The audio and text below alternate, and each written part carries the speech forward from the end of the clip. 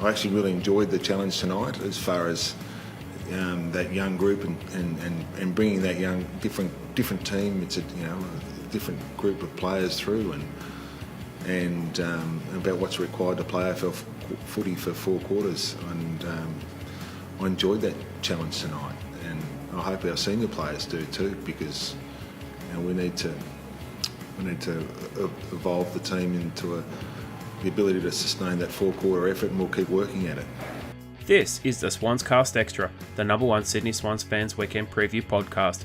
With me tonight is football nerd and SwansCast regular Stephen Park. In this week's episode, we preview the Swans' 7th round clash against the Lions at the Gabba on Saturday afternoon.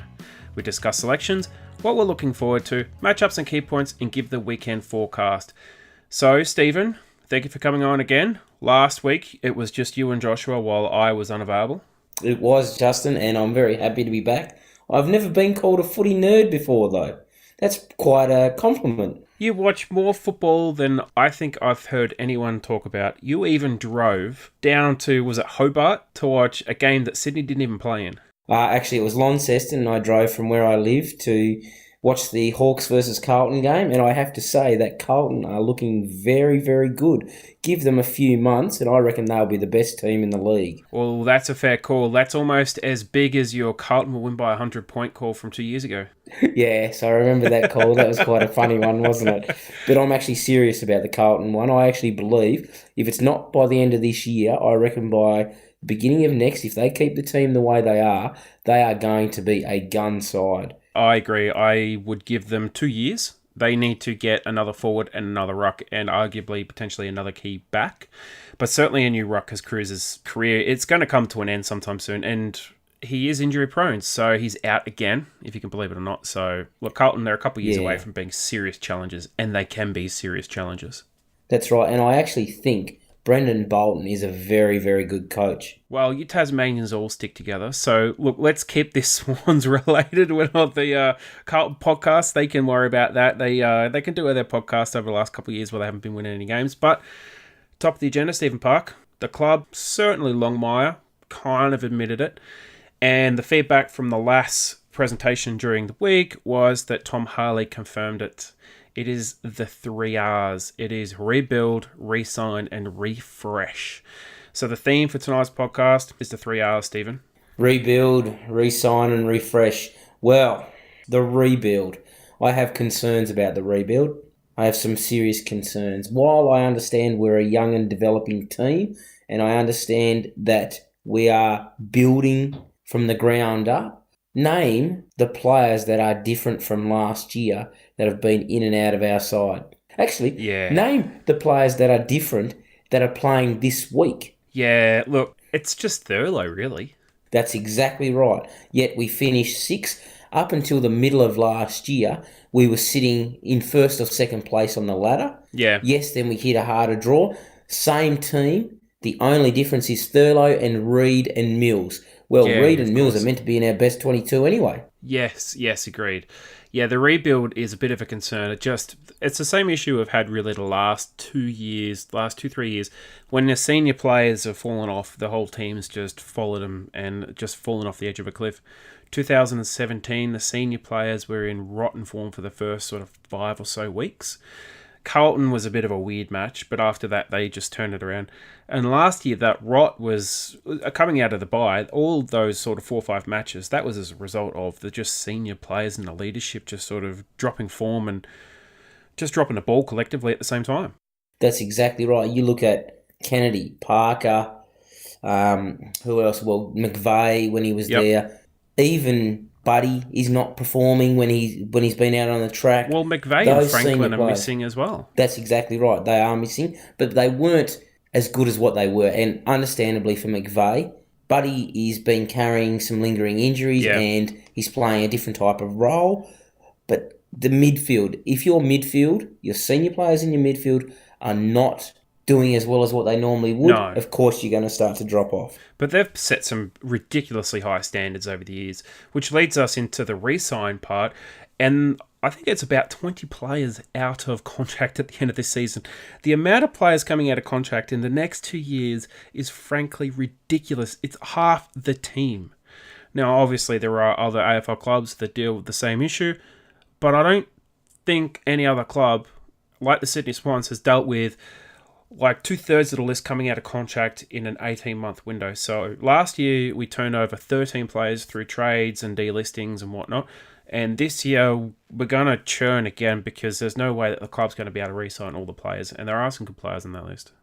Yes, there certainly is. And then even the guys that they picked up, like Thurlow, Clark and Menzel, they only gave them 1-year contracts. Exactly. That's very strange to pick up a trade and then only give them a 1-year contract. I was very surprised by that. Yeah, and it's more surprising that Ryan Clark's playing as much as he is on a 1-year contract. I suspect that this out might actually be one of the few times we potentially see him in the Sydney Swans lineup again, because this is a pretty emphatic dropping.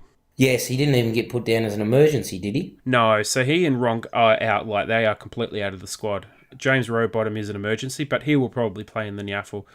But Clark, he's really got to go back to the Niaffle and he's really got to prove himself. The thing is, though, he played in the NEAFL a couple of weeks ago and he actually dominated in and under. He was really, really good. Yeah. The question I ask, are we playing him out of position? He played in the midfield at North. He was an in and under, hard-bodied player who got the ball. We're trying to play him on a wing when I don't think his legs are up to it, and I don't think his kicking skills are up to it. It's very much a Hanbury-type role, isn't it? It is. It's very much so. And I don't think his body and style of play actually fits it. He is more that in and under, Josh Kennedy type, gets the ball out, uses his hands, gets it out to someone else, and they run. Now, that leads us into refresh. So this is a bit of a weird one, because we do have some senior players that are still really critical and important to the team. We're talking like your Grundys, your Smiths, and your McVeighs. Then you're looking at the next set of senior players, your Kennedys and Franklins, that are due to retire in 2 years' time. Then you've kind of got Kieran Jack, who, okay, he was helped to his 250th game, but I don't understand why he's picked this week, and that'll lead us into our selections. I think if we're going to refresh, or certainly try to rebuild on the run, players who are certainly fringe enough and have a long enough career, who are persistently injured, shouldn't be selected over players who probably should be selected. We're talking your Colin O'Riordan's, your Darcy Camerons, your James Rose, who was given another year and he hasn't even got a look into the senior team, while players like Ryan Clark have had 3 or 4 games and absolutely sputtered it up in every single game. So yeah, the refresh part is really confusing for me at the moment. I don't understand it. And as much as I love Heath Grundy is my favourite player of all time at the Swans. And I love Nick Smith. I don't think putting them back in the side, as bad as what I think Milliken's going, is a good idea. I can't understand why you would give James Rose another contract if you are not going to give him another look in. Yes, Colin exactly. O'Riordan is getting, what did he get, 43 possessions in the NEAFL last week? He's killing the Didn't NEAFL. get a look in. He got dropped off 2 50-metre penalties. That was the sole reason to drop him. That was right. And he played really well in that game he did play. It was just the 250s he gave away. I don't understand it. And then Darcy Cameron, and I won't get into it too much, but Darcy Cameron needs to be in the side just to give Sinclair a hand. Yes. Now, look, that's going to lead us into our ins and out. So, ins, we've got 3 ins. Kieran Jack returns for his first game since round 5. Robbie Fox returns for his first game since round 23 last year. Agree with that one. I like it because he has been in good form in the AFL and he's been killing it. And Will Hayward returns from a broken jaw that he suffered 3 weeks ago. So those ins are pretty good. Stephen, the outs. All omitted players. 2 of them, yes. Ryan Clark omitted, not in the squad. Ben Ronk omitted, not in the squad. And admittedly, he shouldn't have been in the squad to begin with last weekend. He should have been in the NEAFL team. James Rowbottom, he has been dropped back to the emergency list, but odds on he will play in the NEAFL. Some of the other ones, we've got McInerney, who's on the emergencies. There's Harry Reynolds, who has been in great form in the NEAFL, and this is another player who's looking to make his debut. And of course, Colin O'Riordan, who we're always talking about, he is in the emergency list. So my odds on for this match is O'Riordan and Rowbottom will travel with the team. I reckon you're right, Justin. My concern about the emergencies is Darcy Cameron, emergency last week, dropped this week. Played very, very well in the NEAFL on the weekend because I watched the game, and then he's not even looking for the emergencies this week. Especially very strange against Brisbane, who are a very tall side. Yeah, and James Rose also emergency last week, and he didn't get called up when Franklin was admitted. And, well, Ben Ronk was an emergency, and that one just made absolutely no sense. We said it at the time. We certainly discussed it on the blog, on the Facebook, Twitter, everywhere. The selection made no sense, and the play ratings really reflected it. There was a fair bit of criticism for the selection to begin with and also his performance. I worry. I really worry. And the other one that I worry about is I can't understand Kieran Jack walking back in. Do you think he played that well before he got injured? No, I didn't think Neither his do I. form in the AFL even warranted selection to begin with. He wasn't even in the top sort of 8 players in the AFL. Some people thought, he played a really, really great game. No, he didn't really play a great game. He was getting his 18-20 disposals, playing about 50-60% game time and kind of butchering it fairly regularly. And butchering his kicks fairly regularly is correct.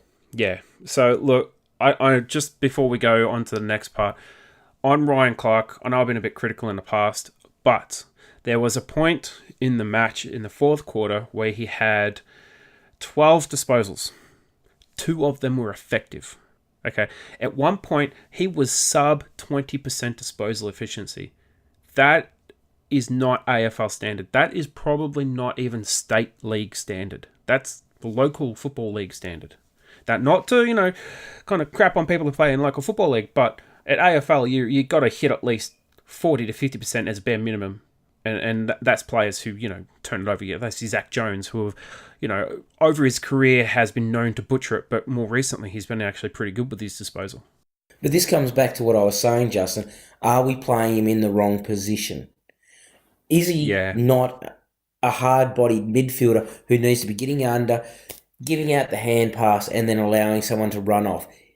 If he's trying to kick, his hands look really, really good. His kicking looks atrocious. Yeah, well, that's very Swans-like, to be honest. And I don't know whether or not he's regressed coming to the Swans. I couldn't say. But it does look like they're trying to play him in that Hanbury link role to carry the ball through the midfield. And to be honest, that's probably not his forte. That's not what he's really good at. But look, moving on. Right. Social time. So we put a bit of a question out to our followers during the day. And the question was, the R word is a dirty word in football, with various mainstream media outlets claiming a rebuild is underway, and Longmire as good as conceding that the Swans are in the midst of one. Discuss. So, Stephen, we've got a few responses. Do you want to kick us off with a couple?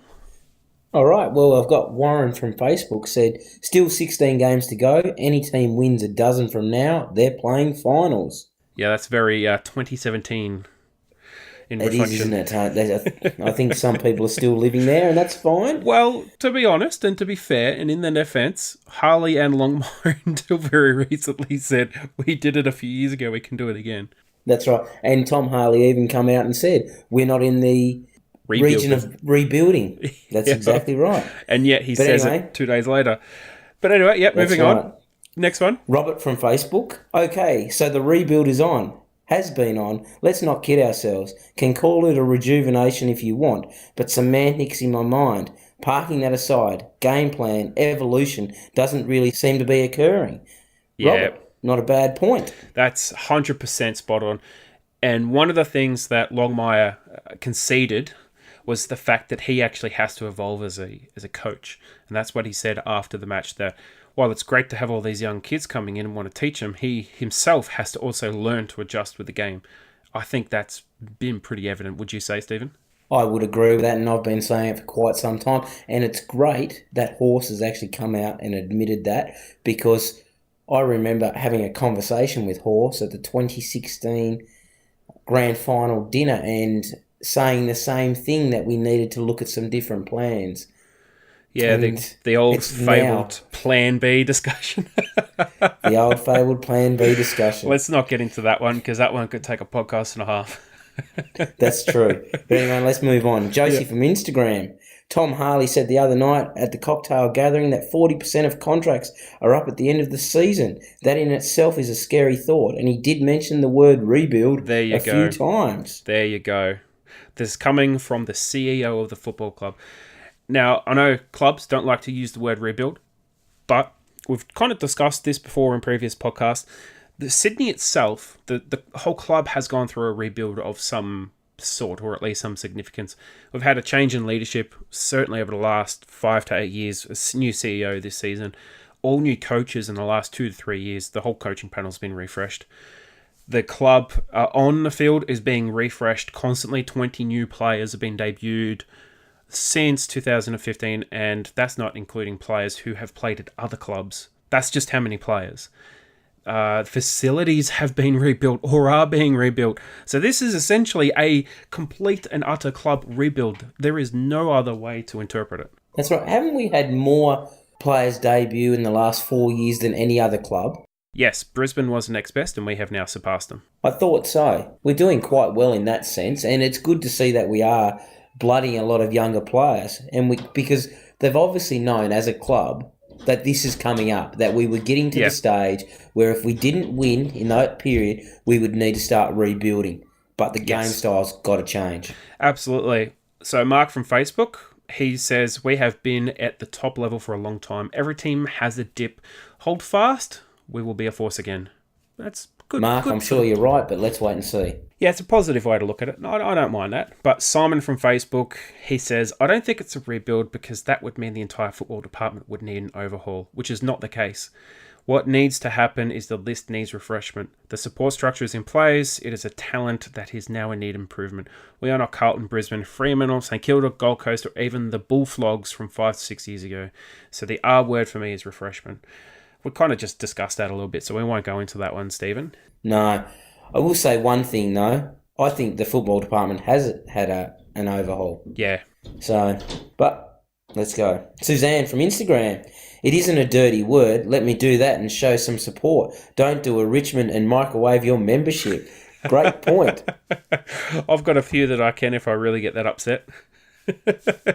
Yeah, so have I. I've got quite a few teams that are looking like they're going to get their membership burned, including West Adelaide at the moment. Now, the last one that we had, the last response, John from Facebook, couldn't agree more with Paul Roos about keeping the players settled in a position rather than swapping them around all the time. Also, Dermy mentioned that Swans are too quick to get numbers to the backline rather than letting our backline tough it out, as when they clear it, they don't have numbers in front of them to stop it going back in. Now, we have the talent, it just needs to be nurtured. Agree. One of our old mates, Justin Ollie, actually said if you actually look at the last game, in the last 3 minutes of the third quarter, he was there and he actually sent Sam Reid down to the back line to play an extra man in defence, which actually became really defensive. And then we received the ball, went up, and we had no one to kick to because everyone was in the back half of the ground and we had to hold up the play. This happens too frequently. It happens every week. It happens every quarter. Arguably, it happens too many times a quarter. We don't need to be sending him back all the time. We don't even really need to be sending him back every game. So that's right. We need to trust our back line. We do, but we can talk about that forever. So let's just move on to the next social aspect of the show, Player of the Year votes. So we tallied the votes from all of our fans who submitted them during the week from the Round 6 clash against GWS Giants. Now, no real surprises when you look at the players. Some of them were really good. Some of them were improved, certainly improved from their recent performances. But coming in at position number 1 with 5 is our captain, Josh Kennedy. It's good! It's good! It's good! Coming in, position number 2 with 4 votes, our other captain, Luke Parker. Coming in position number 3 with 3 votes, our other captain, Dane Rampy. So they had the captain trifecta on that one. I'm the captain. My son is born. What an oaf. How embarrassing. Glad he's not my father. George Hewitt with 2 and Jordan Dawson with 1. I think Dawson has been a bit of a revelation, certainly enjoying his run in the side. I agree, and I think Dawson's probably been one of our most consistent performers and also probably one of our only players that have shown major improvement. Yeah, I agree with that one. A few players have certainly looked like they've regressed. And you just wonder whether or not it's a change in role or whether or not it's just the fact that those players like McVeigh, Grundy and Smith are out of the team and other players are basically doing roles they've never done before. And that could possibly be it, because they've been on players that are probably of a lower level, and now all of a sudden they're playing on the big stars. Yep, and exactly. It's made it harder for them. I questioned a couple of those, Justin, and I know that's what the people have voted. But Parker and Hewitt, I wonder. Look, Hewitt was certainly improved from his first 5 matches. There's no doubt about that. He had, I think, 15 or 16 contested possessions. So he is certainly one of the better ones. I was a little disappointed I didn't see Jones in there, considering we gave Jones the 5 votes. We gave Jones and Kennedy the top 2 positions on that one, and Parker as well got votes. So Dawson got votes as well. So it's not too dissimilar, but I thought Jones is probably one of the better midfielders for us in the night. But I agree. None of our players got coaches' votes, and none of them will get Brownlow votes, so it's all just conjecture for how people really sort of perceive their performances. But time to preview the match, Stephen. So it's an interesting one. It is. Do you want to kick us off with a bit of history between the sides? All right. Well, the Swans have won the last 11 since 2009, which is a bit of a scary stat when you think about how we could be going. Now, on that one, this is the only record they have left that they're undefeated against the side for like a given period of time. Melbourne, until we played them earlier this year, Melbourne was the other team. I know, it's scary, isn't it? And look what happened with Melbourne. Yeah. And look how bad Melbourne are going. Oh, no. I know. So, anyway, moving on. Swans have won 9 of the last 11 at the Gabba. Wins for Brisbane in round 3, 2009 and round 1, 2004. That's a long time ago. The Swans have gone from being the best team for conceding scores from turnovers to being one of the worst teams, conceding 173 points from turnovers in the last 2 games. I couldn't believe it. If you go back through the AFL feed, the live feed that's on their website, you will see near the end of the last quarter before GWS kicked their last goal, which they also got from a turnover. At that point, Swans had conceded 86 points that match alone on turnovers. 86? And they ended up with 92 for the match. 92 of the points were from turnovers. That's really scary. And the week before, it was 81. 81 of 88. Yep, 81 of 80. What is going on? They are getting slaughtered for their turnovers. Absolutely slaughtered. And it's really happening. A lot of it's happening in our backline where we're kicking out. And we're kicking it straight to the opposition. Yeah, there was Jake Lloyd's turnover, which he chipped just straight to, I can't remember who it was, I think for the first goal. Or maybe I'm thinking the previous week.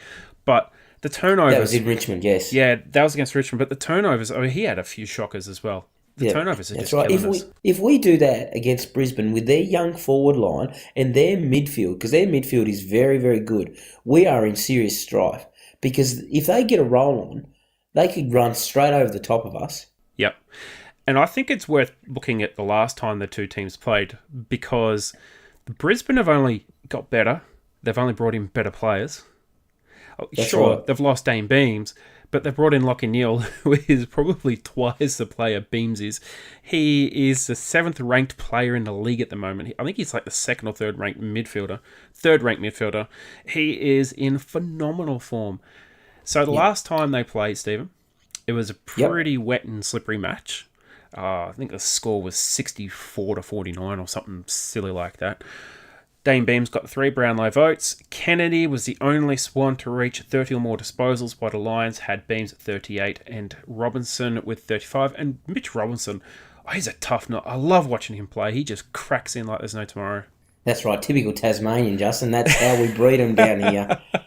But he's not dirty. He's just a tough mongrel of a player. You'd love to have him on your side because he gives as much as he gets. That's exactly right. Why Carlton ever delisted him, I do not know. He has just gone from better to just great at the Lions. He has been one of their best pickups of the last 5 years, hands down. Yeah, easily. The amount of talent that Carlton has thrown away is unbelievable. Yep, it is. George Hewitt, he did a decent job in the midfield. He certainly racked up good numbers and kept Zorko and a few of the other players a little bit quiet. But Stephen Martin just was dominant in the ruck. And the stats, Stephen, just... I look back at the stats, scratching my head, just wondering how did we actually win this match? We won 2 of the major statistical categories, which is unbelievable. We had 39 more disposals and 8 more contested possessions. That were the only categories we won. But I look at this one that really concerns me, and I would say Sinclair's nowhere near in the form he was last year. Minus 50 in hit-outs. We got trounced. And just to show how much harder the Brisbane worked, they had 22 more tackles and 32 more 1%ers. That's defensive acts, that's smothers, pressure acts, tackles, like not landing a tackle, but certainly creating a turnover of some variety, which is phenomenal. It is. And then you look at the fact that we lost the clearances by 12, which... Yeah. I think we've done every game this year. This year we're getting punished. We're getting absolutely punished on clearances. And the scary thing is, at the stage when we played Brisbane last year, our midfield was going quite well. Yes. Yeah, they were going all right. This is round 10. We'd lost 2 games up to that point, which was the Adelaide and North Melbourne match. Both home games. That's right. Geez, our home games are going poor, aren't they? Oh, fortunately, this one isn't at the SCG, but I suspect that the Gabba record's not going to stand after this match. No, I don't think so either. Look, straight into matchups. I'll kick it off. I've got Callum Sinclair and Stephen Martin. Stephen Martin towed up Callum Sinclair something fierce last time. Sinclair's not in great form. He just doesn't look fit. He's got to work him around the ground. He's got to work him at ground level. Because, look, Stephen Martin, he's a good player. He's a great ruckman. He is almost another midfielder. So, Sinclair's just got to pull something out of the bag here. I don't know what we can do because I actually look at Sinclair and I think he's either A, playing injured, or B, he's just lost all confidence. It's really, really scary that the way he's playing, either around the ground or in the ruck, he's getting totally dominated at the moment. And I never thought I would say this, but I think he needs a spell. Yeah, it's a bit of A and B, isn't it? It really is. That's exactly right. And I just think he needs some help. Something. Yes. Anything to help him. Darcy Cameron. But I don't want to talk about that again tonight. Stephen, your matchup? My matchup. I think this one is going to be a major influence in our midfield, and I actually hope that George Hewitt can do something. But if we do not stop Lachie Neale in this game, we are going to go down. I would actually say that he is the person to put your money on for the Brownlow. Yes. I've already done it. I only put $10 on him, but I've put $10 on Lachie Neale to win the Brownlow. Yes. I actually think he is going that good. Yeah, he is going absolute gangbusters at the moment. I put some stats of his in the match preview that I wrote up today, and some of it is absolutely phenomenal. He is currently leading the competition for disposals and handballs. He's ranked top 5 for centre clearances, contested possessions, effective disposals, ground ball gets, inside 50s, and total clearances. How do you stop that? Well, that's why I'm hoping George Hewitt can come back, build on last week, and actually do a nullifying role on that young man, because I believe we stop him and we could go quite a way to stopping Brisbane. Yeah, and look, Mitch Robinson's no slouch in midfield either. He racks up pretty impressive clearance numbers and contested ball numbers as well. But Lachie Neale is the form player in the competition. He's easily the best player in the competition by some margin at the moment. So, yeah, Hewitt's going to have to pull something out of the bag, just like Sinclair. That's right. And it proves when you are happy with where you are at and what you are doing, you will play well. Yes, and he's playing like a man possessed. Key point, Stephen? My key point. If Sinclair doesn't get some help in the ruck, we are going to burn him out. It's becoming quite concerning that Reid, Sam Reid, is looking better in the ruck than Callum Sinclair is. I am really, really worried that we are going to lose Sinclair either through injury or through burnout, and we're just going to basically destroy his career. Oh, it wouldn't be the first ruck we've done it to be honest. Darren Jolly was pretty keen to leave when his contract was, nearly up, and we've lost plenty of ruckmen over the years.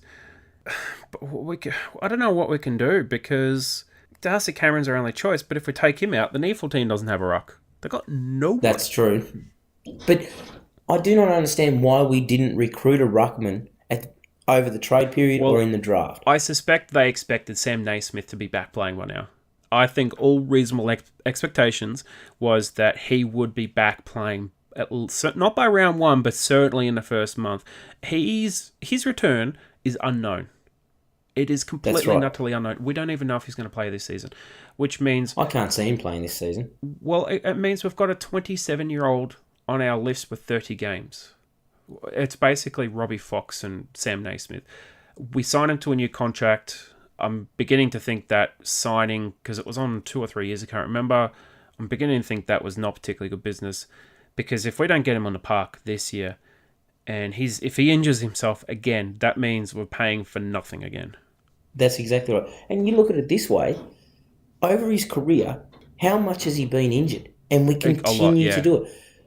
And, yep, Carlton have got Matthew Cruiser, who's in the same boat, but Matthew Cruiser is a gun ruckman. Oh, yeah, he is a great player. I'd still take his 8 to 10 games a season over anyone we've got at the moment. Over nearly any other ruckman in the league, you'd still take his 8 to 10. That's exactly right. Whereas Sam Naismith, although when he was in the team, he was a great tap ruckman, he's not great around the ground, and he gets injured consistently. Yeah. Yeah, he is. Look, my key point, Lions have been utterly dominant in clearances and tap work this season. The Swans have to do something to negate Martin's influence. Talked about in the ruck contest. We'll talk about it again. I don't think it's worth rehashing, but yeah, Martin, he is a fearsome beast, and I genuinely feel sorry for Sinclair because this looks like 3 out of 4 weeks he's going to get absolutely caned in the ruck. Predictions. Stephen, can you kick it off? I believe that booing will come up in the media again this week. I don't know how and I don't know where, but I bet you any money that there is an incident of booing in the media again. You must be a savant. I think so. They just plain sucked. I've seen teams suck before, but they were the suckiest bunch of sucks that ever sucked. Homer, watch your mouth. I gotta go. My damn wiener kids are listening. I'm just doing a reference to a box of Savoys there. Stop! Stop! He's already dead. The reason I say that is Buckley came out and said he was wrong to say don't boo your champion. He did he? Yeah, he came out today and said it at his press conference. Oh, really? Well, there you go. I didn't even know he'd said that. Well... my prediction, sticking with the ruck theme, is Sinclair will lose the hit-out count by 40. I think that's probably playing it a bit safe, but yeah, I just can't see that happen. I just can't see him winning or even sort of getting close to break even. No, me either. And I actually feel really, really sorry for Sinclair because he's done so much over the last 12 to 18 months, and then this is just basically going to break him. Yeah, he's basically being played into the ground at the moment, which is a shame. It really is. Sure thing, Stephen? My sure thing, Josh Kennedy will have 30-plus disposals and 5 clearances for the game. Yep, I like it. My sure thing, Kieran Jack will pick up 12 or less disposals and miss the next match. How he'll miss it, who knows? He'll do his calf and he will go at less than 50% efficiency. Well, I was going to leave the injury out, but... I was thinking more like he might get dropped, but anyway, my most at stake is the season as a whole a loss, and it's all over at Rover. Stephen? Although, in saying that, Justin, it was only in 2017 at the end of round 7. Off it. No. We were 1-6 as well. Give us your most at stake. Stop jerking around. It's true, though. Okay, this one's the back line. If our midfield doesn't get on top, and Brisbane's does, our back line is in for a hard time because some of those young guns in the Brisbane forward line are outstanding. Oh, Hipwood kicked 6 against Port Adelaide. Cam Rayner, who is a beast. I mean, that kid is a physical specimen. Kicked 3 last week playing at full forward. He's 19 years old playing at full forward and he destroyed the Suns defence. They couldn't handle him. I know. And then you got Daniel McStay, you got Oscar McInerney, you got Charlie Cameron. Yep, Hugh McCluggage. You've just got them coming from all over the place.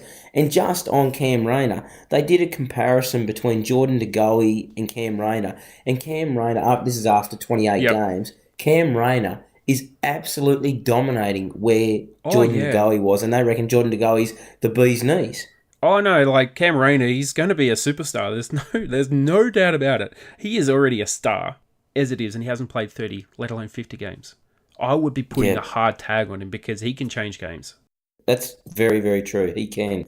and he only needs a couple of possessions to do it. As he 3 goals from 10 disposals, he proved it on the weekend. Stephen, doomsday scenario. Well, the Swans will continue to play the same old defensive style and continue to get beat easily. That's my doomsday. Yeah, that's more of a prediction than anything else, or a sure thing. Yeah, It is, but it's still a doomsday because I don't care if we get beat. I would rather see us get beat by 100+ points allow a younger. Are you What? really just a closet Hawk supporter? Yeah, probably. But I would actually rather see us get beat by 100 points and John Longmire and the coaching staff to come out and say, look, go out, play your game, play with some flair, play how you want to play, and let's see how it goes. Worsfold does it with Essendon. I was going to say St Kilda, but Essendon. Look at how they're playing. Richardson started doing it with St Kilda. Look at how they're playing. Give the young guys some freedom to play the game. Yeah, I think the markets are a bit different, though. Sydney just can't afford to keep losing. So we can't take a Carlton season or a Brisbane season or even a Gold Coast season and just sit at the bottom, take the losses and just let the kids play. Unfortunately, we can't do that. We're a team that just literally cannot do that. Yeah, and I understand that, and I understand the Sydney market is pretty fickle. But also, be careful. You let the Sydney market dictate where the club's going, and we could stay there for a while. Yeah. You allow the kids to play and develop, and yes, we finish near the bottom. We pick up some really good draft picks. It won't take us long to go up the ladder.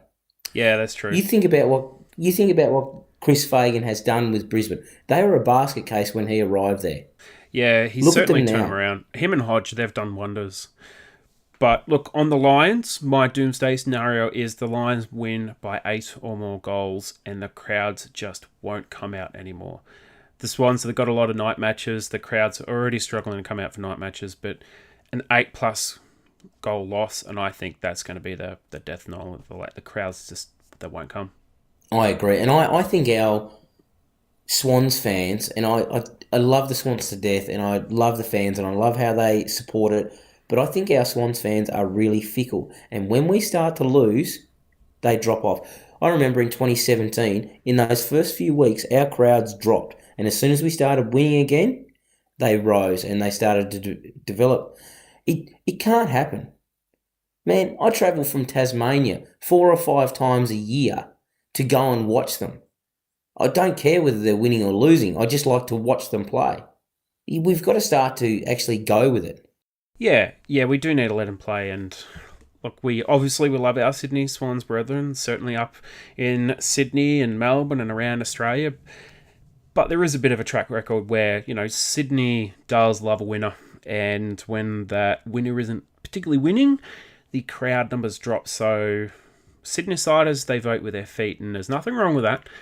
But I think that you're onto something where it does affect potentially the direction or decisions within the club. But look, we're going to leave that for another potential cast another time. We don't want to sort of dive into that too deep. So, Stephen, thank you so much for coming on again. It's been a pleasure. Justin, it's always a pleasure to hang out with you, mate, and have a conversation about the Swans. Love talking about the Swans. Now, everyone, you can follow us on Facebook, Instagram, and Twitter with the tag The Swans Blog, and you can get in contact with us during the week anytime with the hashtags SwansCast and SwansCast Extra. We'll be back on Sunday with a review of the match, and hopefully it's a win, and my preview will turn out to be a sack of wine. You sack of wine. Until next time, Stephen, go Swans. Go the Swannies.